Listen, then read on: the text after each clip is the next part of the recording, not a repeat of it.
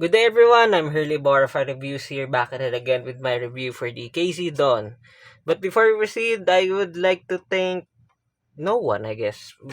Kasi I'm not sure who sent this unit to me since KZ and I haven't contacted with each other lately. Ang tagal na namin hindi contact talaga or like nag-PM or even no one even notified me that they'll be sending this unit to me for me to review or in exchange for a honest transparent review. No one they hold this, sorry na may mental block na ako, but no one sent this to me or no one introduced themselves na and notified me na nagpadala sila ng KZ doon. Even tracking number, no one sent a tracking number for me to track this IEM. So this IEM randomly popped up in my desk. And ayun, i-review ko na lang din, 'di ba? And as usual, ano na lang din, parang additional leverage na this is a very honest and transparent review kasi hindi ko alam kung sino yung nagpadala or hindi ako like obligated na reviewin to. I just like to review, parang alam mo yun, mabawasan yung backlogs ko and such. So, ayun, makakaasa kayo, like all of my reviews, of course, that they are very honest and transparent to the core. Lalo na to na hindi ko kilala nga kung sino yung nagpadala. But okay, si KZ Don is an IEM under $10 or under 500 pesos in Philippine money. But if you are lucky enough and you are patient enough and may vouchers ka, makukuha mo lang to for like under 200 pesos dito sa local online shop namin at least. So there's that. So literally this is a hyper budget set. Ulitin ko lang again, under $10 or under 200 pesos. Remember that. Okay? So here's what you will get in the box. Like in the usual KZ fashion, the KZ Don box. Sorry. And the three pairs ng ear tips and the KZ Don itself. If you remember the first KZ EDC, it kind of looks like this din. Nothing new, nothing fancy. Wait lang, let's see if yan, 'di ba? It is nothing new, nothing fancy, transparent, and kita mo lang yung driver sa loob. The cable itself isn't even it isn't even removable. So fixed type yung cable na yan. Sa 200 pesos, I guess it's passable, pero ayun nga, konti na lang yung idadagdag, magkakaroon ka na ng non-removable cable, which is mas practical, 'di ba? Like for example, yung KZ-EDC, they've done a great job on that na maging cost-cutting yet practical. But this one, apparently wala siyang ability to be cable remove unless na lang i-modify mo. So there's that. As for the fit and comfort, it is the usual KZ. Wala akong naging problem sa fit and comfort na ito. Tapos, ano pa ba? Sa drivability naman, as usual, like most KZs, they are very easy to drive. I had no problems using this daily sa commute, sa paglalakad, sa pakikinig ng podcast, sa pakikinig ng music, of course. Live performances, I had no problems with it for 200 pesos. Okay? Now, as for the sound, the KZ Dawn is like your usual KZ IEMs or yung recent KZ house sound, or KZ curve. I'd like to call it a KZ curve, but that's just me. Okay? Walang bago. It's a warm V-shaped IEM. But this time, sabihin na natin sa 200 pesos, it is one of the best recommendations I can give to you sa 200 pesos, ha? Do take note. Inulit-ulit ko lang for a reality check na this is a 200 pesos IM and don't expect too much about it. But it is decent. Hindi porket 200 pesos lang hindi siya maganda. Well, it depends, pero it is decent, okay? So, warm V-shape siya. Yung base niya, it is sub-bass dominant. Sub-bass dominant, so medyo thick. Medyo rumbly. Ayan, for its price. For its price din, medyo controlled naman. Pero yun, if I were to nitpick talaga, and pag nakarinig ka na ng mas mahal sa 200 pesos na IM, you'll see na medyo loose. or medyo boomy yung bass nito. So, bass heads at heart na ganito lang yung budget o na under $10 ang budget will love this IEM. That's for sure. Kasi ito nga yung may pinaka-decent na narinig kong bass under $10. No contest doon. Okay? Now, as for the mids, yung mids na ito, it is recessed. Of course, it is recessed, it is warm, it is thick. So, may additional thickness yung mga male vocals dito and such. At times, it can sound drowning, pero hindi naman super drowning in the sense na uh, controlled pa rin naman yung sub bass eh. Oo, it's just that if I were to nitpick kasi hindi ako sanay sa V-shape signatures, pero yeah, yun yung naririnig ko, and dun sa pinahiraman ko, he enjoyed this a lot kasi nga this is a bassy set and he likes bass. So it's a preferential thing and it's a budget thing. Sa upper frequencies naman, I am happy to tell you na hindi siya fatiguing. Wala akong narinig na any fatiguing or abnormal na sibilance dito sa KZ Don. So, it's a good thing. So, it means na I can recommend it not only sa mga nasa hobby na to, but at the same time, I can recommend this also to those people who are not into hobby and just wants a decent sounding IEM or a decent sounding earphone. It's a good thing. It's for the masses, di ba? As for the treble, it is extended, it is not too warm or not too bright. But, ayun nga, there's nothing to write home about this, really. Aside sa, ayun nga, hindi siya fatiguing. Pero yung details is, sabihin na natin, decent sa price. There's that. Pero nothing too crazy.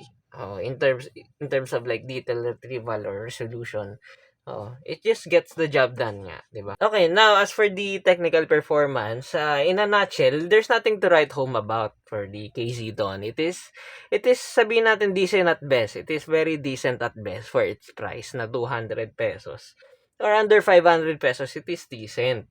The soundstage is your bog standard usual soundstage na wider than deep na may good amount of height. Yan, mga ganyan.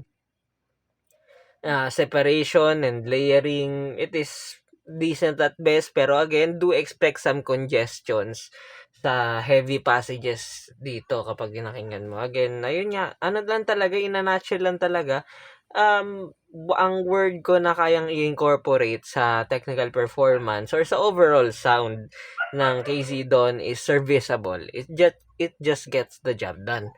Even yung imaging niya, it is accurate, good enough for podcast, for games. It is good enough dun sa mga aspects na yun. Nothing crazy or nothing fancy about it. So, saan siya maganda i-compare? Well, Casey has been dominating this, what do you call this under $10 or even under $20 na mga IEM. So, ang only logical na pwede siyang i-compare yung KZ doon is sa KZ din itself, which is the EDC Pro. Again, the EDC Pro is a warmer, it is a more U-shaped sounding IEM when compared dito. So, may may extra / additional spice pagdating sa upper frequencies. Some people might not like that sa EDC Pro, while some people love that. Again, nagkaroon ng hype ng KZ EDC Pro last 2 months ago or a month ago, and it kind of deserves the hype din naman for its price, for its price to performance. Pero ayun nga, I'm against the hype nung parang like ikukumpara siya sa tig $50 or sa tig 100, but that's just me. I'm not hating on anyone. Sa akin lang naman yan, sa personal thing, agree to disagree, yada yada yada. Pero again, balik tayo sa EDC Pro. When compared sa Don, si KZ Don is it's a more matured IEM when it comes dun, lalo na sa upper frequencies, kasi hindi talaga fatiguing, yet hindi lacking for its price. But the rest is more or less the same. It's just that may upper edge lang si EDC Pro kasi removable yung removable yung cable niya. But aside from dun, there's nothing too fancy about it. Probably sa aesthetics, I kinda like the aesthetics ng Don kasi look at it. It is transparent, 'di ba? Pero aside from that, nothing too fancy. Okay, so anong verdict ko sa KZ Don? In my opinion, KZ Don is a very timely release. Why? Kasi by the time I post this video, it's only a month or days na nga lang before Christmas. So, DKZ Don is a good Christmas gift for everyone, even for those people na wala sa hobby kasi or for those people specifically na just wants an IEM or just wants an earphone that sounds good na mura lang, then the KZ Don fits the bill. Syempre, syempre, it's KZ Don 'di ba? Under $10 or $10 IEM. So, you need to take an extra care for it, 'di ba? Kasi, syempre, hindi nga removable yung cable. Pero, ayun, aside from that, if alam mo naman na maalaga ka sa sarili mo or sa mga gamit mo, there won't be any problem. Oh, and it will be a very, very good very good and practical gift for everyone. Kahit na like gamitin nila for video calls, conference calls, games, wala kang magiging problem sa KZ doon. I see no in general I don't see any problem out of it. I don't see any problem of it despite na pinadala sa akin to randomly ganito ganyan. I am being honest. Wala talaga siyang problem. Lahat naman ng reviews ko is honest. But then again, I see no problems with it. Pero at the same time, I don't like hype it to the moon. And I really don't hype stuff. Or parang alam mo yun, I don't hype IEMs. Pero if like one people may ask me na, hey Orapay, hey Hurley, 200 lang yung budget ko, 200 pesos, or under $8 lang yung budget ko, under $10, what can you recommend? Then I'd recommend na KZ doon. Kasi ayun lang talaga yung pasok dun sa bill. Unless na lang willing siya mag-add ng another 100 pesos or willing niya extend ng $10 to $15 yung budget niya, then get the EDC Pro. Kasi ayun yung mas practical. And hindi nalalo yung tunog dun sa KZ Don. So, there's that. Okay, and that ends my review for the KZ Don. Again, walang nagpakilala kung sino nagpadala sa akin nito. So, additional leverage yun na this is honest to the core, like all of my reviews are honest to the core. So there's that. And as that by the time na I am publishing or I am recording this video, tomorrow I will be at the November Hi-Fi show that is about to happen in the Dusit Thani Hotel Makati in the Philippines. So it's a local hi-fi convention. So ayun, if like duda ka sa mga reviews ko, which is anong tawag doon, it is acceptable naman sa akin. I don't hate you on that. I don't hate people on that actually.